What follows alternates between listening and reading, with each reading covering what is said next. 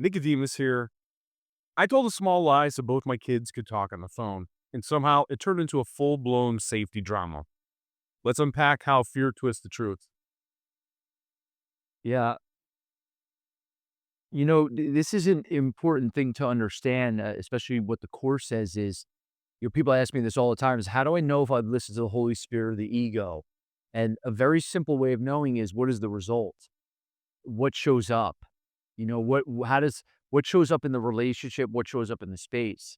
So even with maybe you had the best of intentions, a couple things to look at is number one, where do we bend the truth? Where do we push those limits? And maybe we hide things. That itself is a place of weakness in us when we do that. Now, we could have the best of intentions, and I know in 12 steps they say, you don't want to use honesty if it's going to hurt yourself or the other person. So it also makes sense in the situation where you might bend the truth because somebody's sensitive or you don't want to hurt them. You want to really ultimately look at what is the result.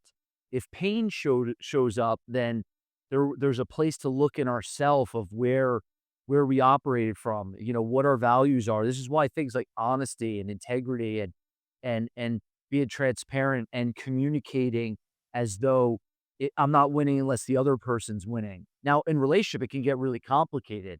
And I want to read something from the Course that says, this is from chapter 14, section 11. It says, you have one test, as sure as God, by which to recognize if what you learned is true. Now, remember, we're always teaching and learning every moment. It says, if you are wholly free of fear of any kind, and if all those who meet or even think of you share in your perfect peace, then you can be sure that you have learned God's lesson and not your own. So if conflict shows up, even in the other person, where the only place for me to look is where am I coming from? Where am I operating from that shows up?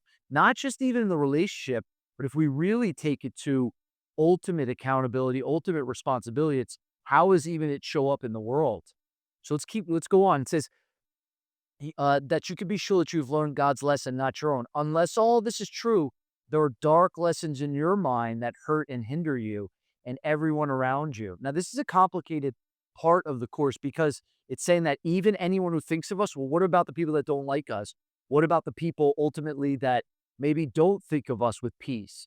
Well, think of this just for a moment, and I want you to maybe take your vision and make it really big. Is that actually our job is all beings waking up.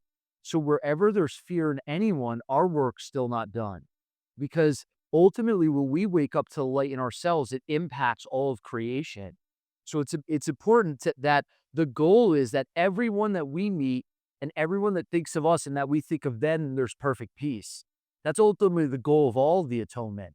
Now, bringing it practical for us in our life, where do we bend the truth? Where do we hide? Where do we defend? Where are we always strategizing? What Jesus says in lesson 135 is that anytime we plan the future, activate the past, or organize the present as we wish, all of those are defenses. And if you think about this, we all learn to defend against the world and to defend against things that we think could hurt us or hurt the ones we love.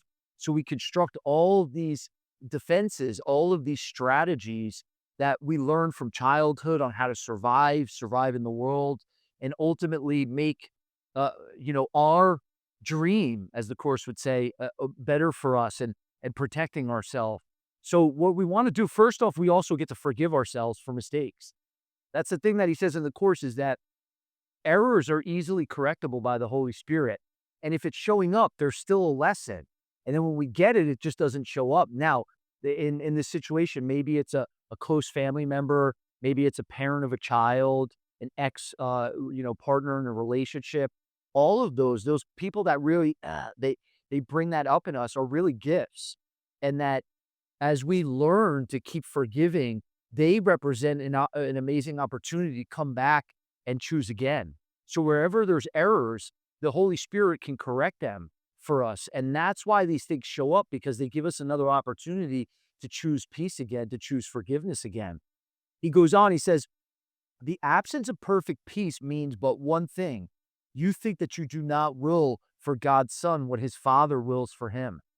So it's all will and God's will are split, and they're really ultimately against each other. He says every dark lesson teaches this in one form or another, and each bright lesson with which the Holy Spirit will replace the dark ones that you do not accept teaches you that you will with the Father and His Son. And that ultimately all of our wills is peace. All of our wills is joy and freedom. And what we want to do is offer that to everyone in relationship, everyone that ultimately that we meet, to all beings. So if conflict is showing up, first off, forgive yourself if you feel like you had the intention and it was a good intention. One of the things he says in the course, he says, trust not your good intentions. They're not enough.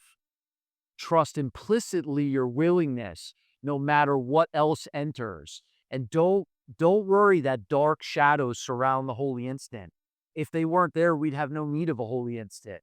So it's not just about our good intentions, it's our willingness to teach peace, to be ultimately the light. And when we fall down, we get to forgive ourselves, pick ourselves back up. And what you might find is that owning up to it very often, can heal the relationship. Because anytime you see someone in pain because of any action that you did, or anytime I see anyone in pain because of any action I did, I ultimately want to learn forgiveness. I want to forgive myself and extend forgiveness to them. Now, they might not forgive you right away, and that's okay. But what Jesus says in the course, it's not up to us to know when that the holy relationship is merged and it becomes a holy relationship, or the holy instant when someone else chooses it and has the miracle. That's not up to